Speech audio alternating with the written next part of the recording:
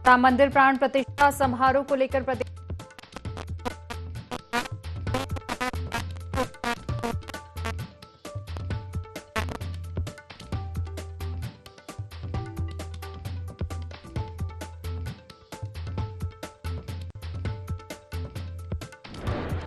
5 से 9 जनवरी तक देहरादून में चलेगा राज्य स्तरीय युवा महोत्सव। सीएम धामी करेंगे युवा महोत्सव का शुभारंभ। 25 फूड फेस्टिवल के स्टॉल भी लगाए जाएंगे। बीजेपी संयुक्त मोर्चा प्रदेश पदाधिकारियों की हुई बैठक। आगामी 2024 के लोकसभा चुनाव को लेकर हुई चर्चा। मुख्यमंत्री पुष्कर सिंह धामी और प्रदेश अध्यक्ष महेंद्र भट्ट ने कार्यकर्ताओं का किया मार्गदर्शन।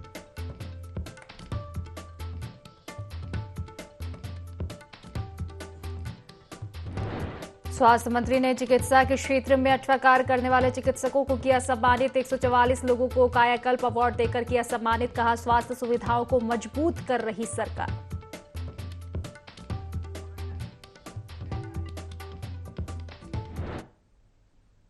नमस्कार, देवभूमि लाइव देख रहे हैं आप और मैं हूं आपके साथ खुशी व्यास। चले रुक करेंगे खास खबर की ओर, जहां भारतीय किसान यूनियन के राष्ट्रीय अध्यक्ष चौधरी ऋषिपाल प्रदेश उपाध्यक्ष चौधरी जोगेंद्र सिंह के कैंप कार्यालय पहुंचे, जहां किसानों और पदाधिकारियों ने राष्ट्रीय अध्यक्ष का जोरदार स्वागत किया। चौधरी ऋषिपाल ने कहा कि भाजपा सरकार में किसान बेहाल हो चुका है। किसानों को अपने गन्ने का भुगतान भी धरना प्रदर्शन कर देना पड़ रहा है, जो बेहद चिंताजनक है। साथ ही कहा कि यूनियन किसानों की समस्याओं को जानने और उसके निराकरण के लिए चलो गांव की ओर मुहिम शुरू कर रही है। आगामी लोकसभा चुनाव में यूनियन किसानों का हित करने वाली पार्टियों को समर्थन देगी।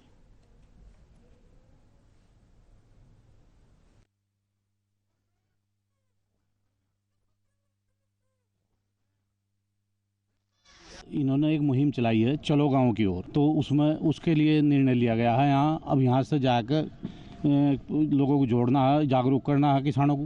भाई ये गांव में जाएंगे, उन्हें बताएंगे भाई ये मान लिया जो समस्या है, जब उनका समाधान सरकार नहीं कर रही तो भाई उसके बारे में सोचो, जागरूक हो, उसे वोट दो जो समाधान करती हो, जो किसान की समस्याओं का समाधान करेगा उसके पक्ष में करेगा। पूरे उत्तर प्रदेश में और यहाँ चला चलो गाँव की ओर।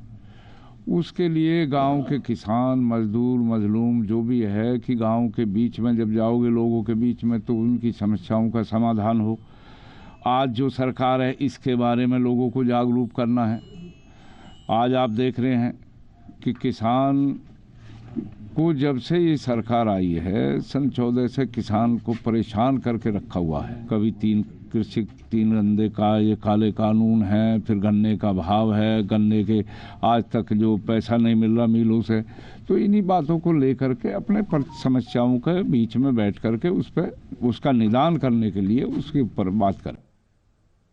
आईआरडीटी ऑडिटोरियम में स्वास्थ्य विभाग की ओर से कायाकल्प सम्मान समारोह का आयोजन किया गया। इस मौके पर उत्तराखंड के स्वास्थ्य मंत्री धन सिंह रावत ने चिकित्सा क्षेत्र उल्लेखनीय कार्य करने वाले चिकित्सकों का सम्मान किया। इस मौके पर धन सिंह रावत ने कहा कि प्रदेश में जिन अस्पतालों और डॉक्टर 44 लोगों को कायाकल्प अवार्ड देकर सम्मानित किया गया है। उन्होंने कहा कि सरकार प्रदेश में चिकित्सा के क्षेत्र में गुणवत्ता पर ध्यान दे रही है और जो भी मरीज अस्पताल से डिस्चार्ज होकर जाते हैं उनके सुझाव भी लिए जाएंगे ताकि स्वास्थ्य सुविधाएं और मजबूत हो सके।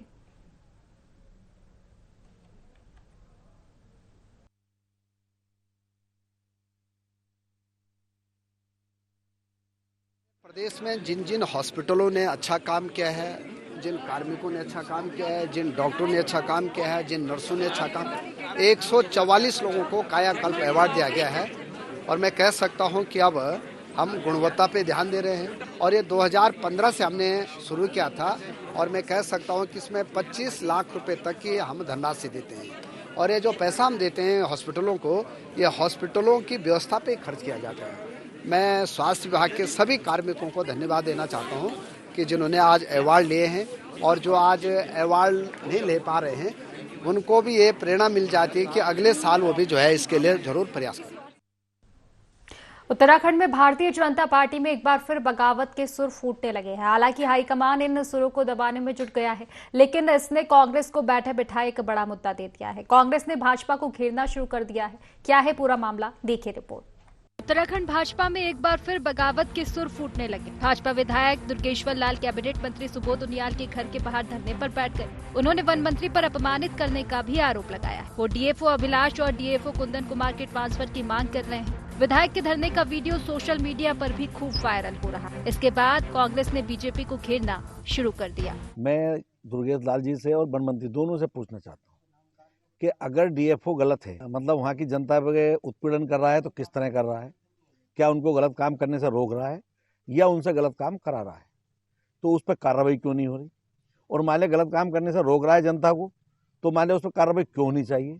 और हमारे जो उनका कहना है, जो हमारे प्रदेश अध्यक्ष हैं भारतीय जनता पार्टी के, कि ये परिवार की लड़ाई है। ये परिवार की लड़ाई है तो सड़क पे क्यों आई? क्योंकि दुर्गेश लाल जी को सड़क पे धरना देना पड़ा अपने मंत्री के खिलाफ।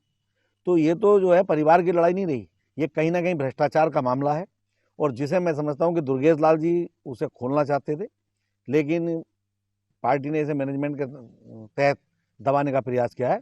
वहीं दूसरी ओर भाजपा विधायक दुर्गेश लाल मंत्री के घर के सामने धरने पर बैठने के बाद प्रदेश कार्यालय पहुंच गए। उन्होंने प्रदेश अध्यक्ष महेंद्र भट्ट से मुलाकात की। इस मुलाकात के बाद बीजेपी के प्रदेश अध्यक्ष महेंद्र भट्ट ने मामले को ठंडा करने की कोशिश की। उन्होंने कहा कि क्षेत्र की समस्या को लेकर विधायक अपने मंत्री के पास जाते हैं, लेकिन ऐसा कुछ नहीं होना चाहिए जिससे अनुशासन टूटे। वहीं विधायक दुर्गेश्वर लाल का कहना है कि जनता उनके लिए सर्वोपरि, वो जनता के हक की आवाज उठाने में कभी पीछे नहीं हटेंगे। देखिए, क्षेत्र की समस्याओं को लेकर विधायक मंत्री के पास जाते भी हैं, और क्योंकि विधायक भी भारतीय जनता पार्टी के हैं, मंत्री भारतीय जनता पार्टी के हैं, वो परिस्थिति इस प्रकार निर्माण हो, ऐसा सबको ध्यान रखना चाहिए। तो मैंने कल माननीय मंत्री से वार्ता भी की है। भाई कई हर समय एक जैसा माहौल नहीं होता है, गुस्से की भी सीमा होती है, गुस्से की भी मर्यादा होती है। इसलिए मैंने कल मंत्री से भी आग्रह किया। सब माननीय विधायक जी आज मुझे मिलने भी कल हमारी बातचीत कल हुई थी। अनुशासन के दायरे में हम सबको रहना है। कई बार एक परिवार है, परिवार के अंदर बहुत से विषय पर तार्किक बहस भी होती है, लेकिन उसकी एक सीमा, एक मर्यादा, उस पर सबको रहना ही मैंने मंत्री जी से कहा। आज हमारी बातचीत हुई, इनकी अपनी जो मांग है उस मांग पर मैं कल आपका मुख्यमंत्री से आपकी मिलना हुआ, बातचीत हुई है। हमारा विश्वास यही है कि हमारा सबसे पहला जो ध्येय है वो है जनता की सेवा। सबसे इम्पोर्टेंट है पब्लिक की अगर सेवा नहीं करेगा तो कुछ नहीं है। पद भी पब्लिक देती है, मंत्री भी पब्लिक बनाती है, सीएम भी पब्लिक बनाती है, विधायक भी पब्लिक बनाती है। तो जनता सर्वोपरि है। जनता के लिए जो भी कुछ चीज़ें हैं करेंगे। अगर मुझे मंत्री जी से मिलना पड़ा, मंत्री जी के साथ मुझे रोष प्रकट करना पड़ा, वो जनता की आवाज़ थी, क्योंकि जनता परेशान है तो जनता के लिए तो काम करना है। देखिए, हम अधिकारी हो, चाहे नेता हो, चाहे समाज सेवी हो, वो हम सबका एक ध्येय है कि जनता की सेवा में। खैर, भाजपा डैमेज कंट्रोल की जितनी कोशिश करे, ये तो लगभग साफ हो गया है कि कमल के फूल के बगीचे में अब बगावत के फूल भी खिलने लगे। अब देखने वाली बात होगी कि बागवान कैसे बगावत के पौधे को पनपने से रोक पाए। धामी सरकार ने देर रात 6 आईएएस अधिकारियों के दायित्व में फेरबदल किया है। मुख्यमंत्री के सचिव आर मीनाक्षी सुंदरम को Uttarakhand investment and infrastructure development board के प्रबंध निदेशक की अतिरिक्त जिम्मेदारी सौंपी गई है। इसको लेकर कार्मिक विभाग ने आदेश जारी किए हैं। इसके तहत सचिव विनोद कुमार सुमन से सचिवालय प्रशासन, सामान्य प्रशासन एवं प्रोटोकॉल हटाकर अब कृषि एवं कृषक कल्याण की जिम्मेदारी, दीपेंद्र कुमार चौधरी से कृषि व कृषक कल्याण हटाकर सचिवालय प्रशासन, सामान्य प्रशासन और प्रोटोकॉल, अपर सचिव विनीत कुमार को निदेशक आईटीडीए और निदेशक यूसेक, अपर सचिव रणवीर सिंह चौहान को निदेशक उद्यान हटाकर डिप्टी सीएम को यह नई जिम्मेदारी दी गई है।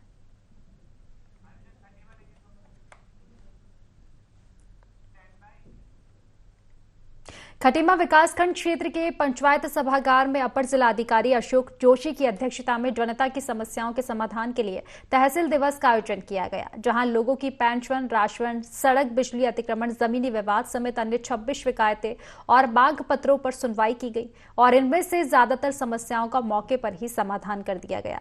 इसके साथ ही हर विभाग से जुड़े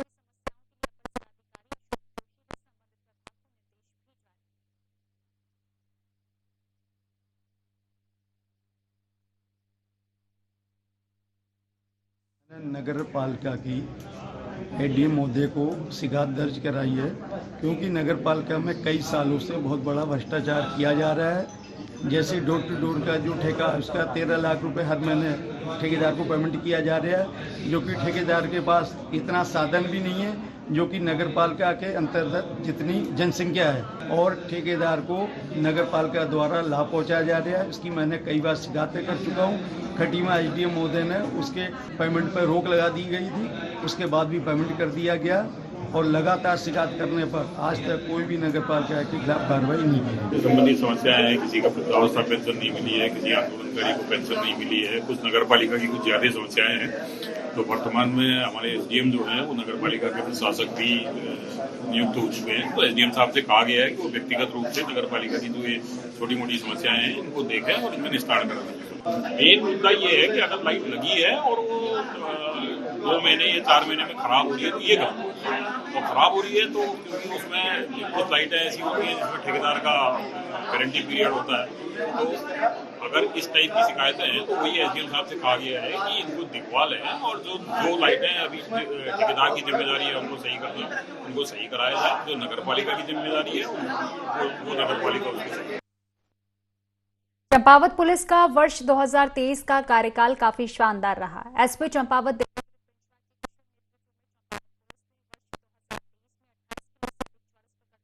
उत्तराखंड में दूसरा स्थान प्राप्त किया और पर्वतीय जनपद में चंपावत पुलिस पहले नंबर पर रही। एसपी देवेंद्र पिंचवा ने बताया कि वर्ष 2023 में चंपावत 28 किलो से अधिक चरस पकड़ने में सफलता हासिल की है। इसके अलावा 65 अभियुक्तों से 1200 ग्राम से अधिक स्मैक पकड़कर उत्तराखंड में तीसरा स्थान हासिल किया है।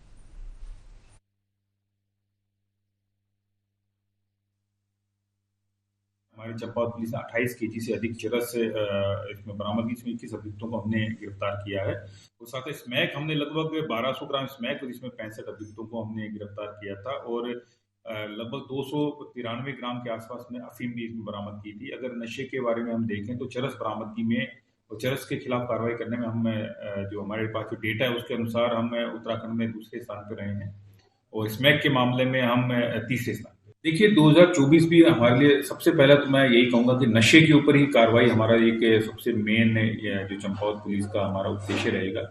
जैसा कि हम समझ ही रहे हैं कि नशा किस तरह से जो आगे पहाड़ों की तरफ आ रहा है तो उसको रोकना है, न कि रोकना बल्कि लोगों को जागरूक करके इसके प्रति और हमें और एक्टिव करना है और जो नशे के तस्कर है उसके खिलाफ कार्रवाई करनी है। ये तो एक पहला रहेगा। साथ ही साथ में जो लॉ एंड ऑर्डर ट्रैफिक ये भी हमारा एक सेकेंडरी एक उद्देश्य। खबरों में आगे बढ़ेंगे। खबर जनपद उधम सिंह नगर के जसपुर से है, जहां सावित्रीबाई फूले के जन्मदिन के अवसर पर प्रगतिशील महिला एकता केंद्र और प्रगतिशील भोजन माता संगठन के कार्यकर्ताओं ने एक जुलूस निकाला और उपजिलाधिकारी जसपुर को अपनी समस्याओं से संबंधित ज्ञापन भी सौंपा। अपने और शासन के स्तर से समस्याओं के निराकरण की बात भी कही। वहीं प्रगतिशील महिला एकता केंद्र की कार्यकर्ता शाहिस्ता ने बताया कि भोजन माता लंबे समय से संघर्ष कर रहे हैं। पूर्व शिक्षा मंत्री ने कहा था कि भोजन माता का मानदेय 5000 किया जाएगा, लेकिन अभी तक घोषणा अधर में लटकी हुई है। कुछ स्कूलों में भोजन माता अभी भी चूल्हे पर खाना बनाने को मजबूर है।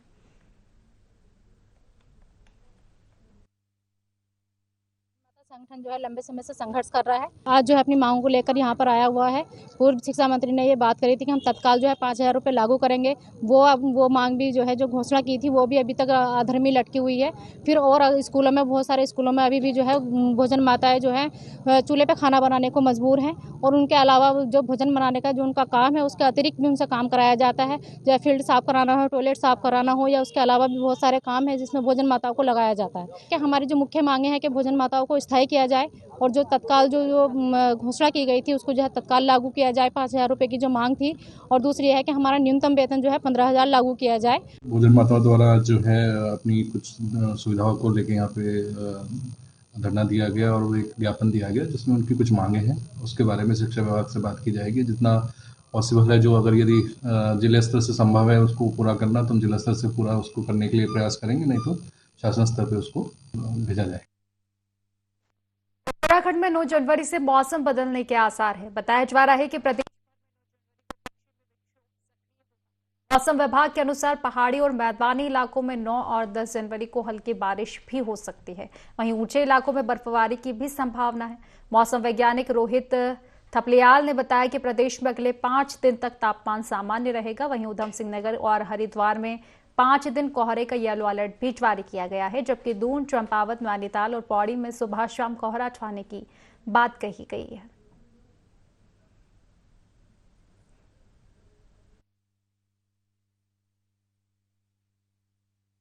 अगले 5 दिनों में उत्तराखंड में मौसम शुष्क रहेगा।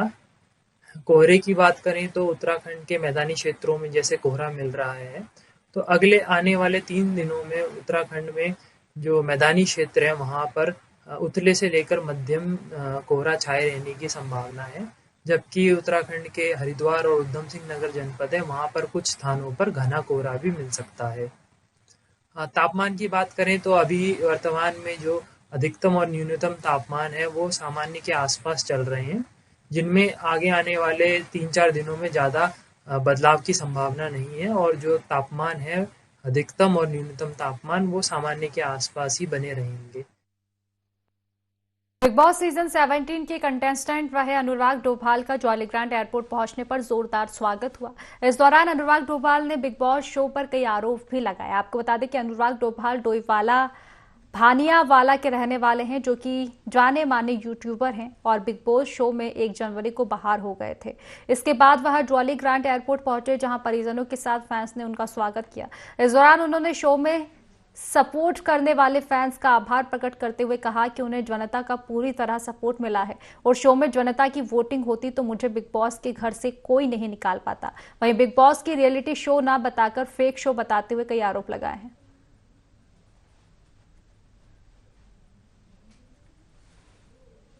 अमेजिंग एक्सपीरियंस था, अच्छा लगा। मैं जब बिग बॉस एंटर करा था तो मैं एक जैकेट पहन के एंटर करा था जिसपे UK 07 था और मैंने हमेशा ये बोला था कि अपने नाम से पहले जब मुझे लगा कि UK 7 से का नाम गया है तो बहुत बहुत अच्छा लगा। सबको ये बोलना चाहूँगा शुक्रिया जिन लोगों ने भी सपोर्ट करा, एंड स्पेशली उत्तराखंड से जितने भी पहाड़ी लोग थे, जौनसारी लोग थे, गढ़वाली लोग थे जिन्होंने सपोर्ट करा बिग बॉस के लिए। बिग बॉस की रियलिटी सब लोगों को पता है, अनफेयर एविक्शन था। अगर जनता के प्यार से निकालते तो फिर उनके अंदर दम नहीं था जनता के प्यार से निकालने का बाहर। अल्टीमेटली कोई भी जीते, बट मुझे पता है कि मैं लोगों का दिल जीत के तो बाहर आई। हरिद्वार की रानीपुर पुलिस ने 2 शातिर चोरों को गिरफ्तार किया है। चोरों के कब्जे से 5 बाइक। जानकारी के मुताबिक 2 युवकों ने बाइक चोरी की शिकायत थाने में दर्ज कराई थी। इसके बाद पुलिस ने मामले में कार्रवाई करते हुए शातिर चोरों को गिरफ्तार किया। फिलहाल पुलिस आरोपियों से पूछताछ में जुटी हुई है।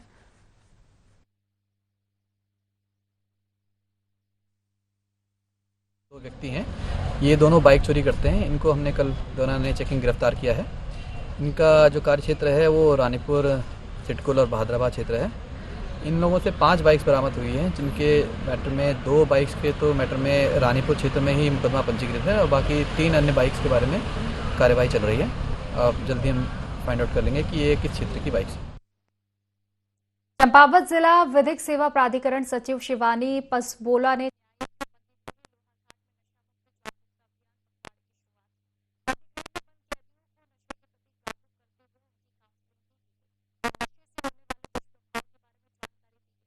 सचिव शिवानी ने कहा कि नशा तनाव दूर करने का साधन नहीं है। नशा कर आप अपने साथ साथ अपने परिजनों को भी कमजोर बनाते हैं।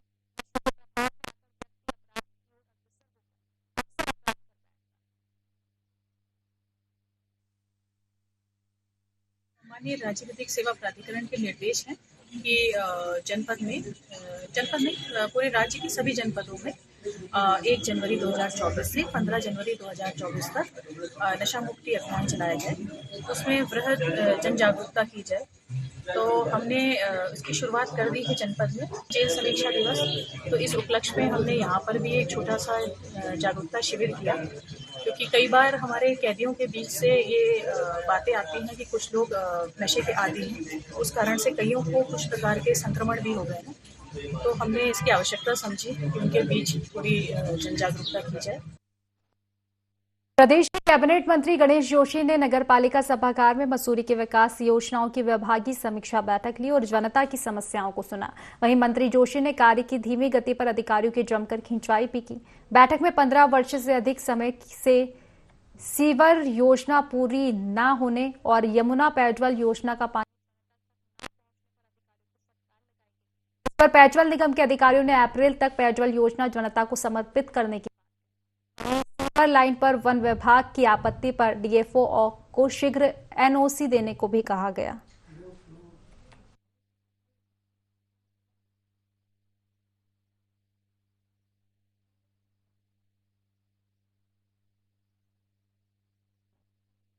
लोहाघाट के गलचोड़ा क्षेत्र में देवदार के पेड़ों के काटने की खबर का संज्ञान लेते हुए लोहाघाट रेंजर दीप जोशी के निर्देश पर बुधवार को गलचोड़ा आरक्षित वन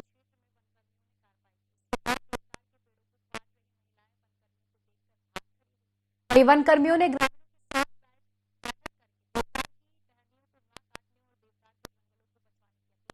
आपको बता दें कि पूर्व सैनिक मयंक औली की शिकायत पर लोहाघाट रेंजर दीप जोशी ने कार्रवाई की है।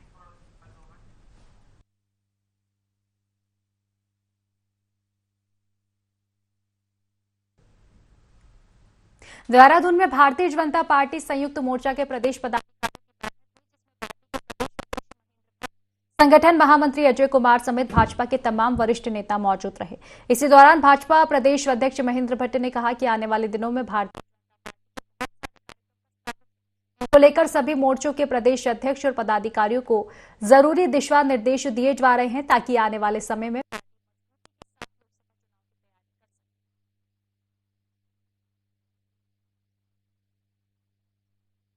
तो फिलहाल की खास खबरों में बस इतना ही। आप बने रहिए IND24 के साथ। नमस्कार।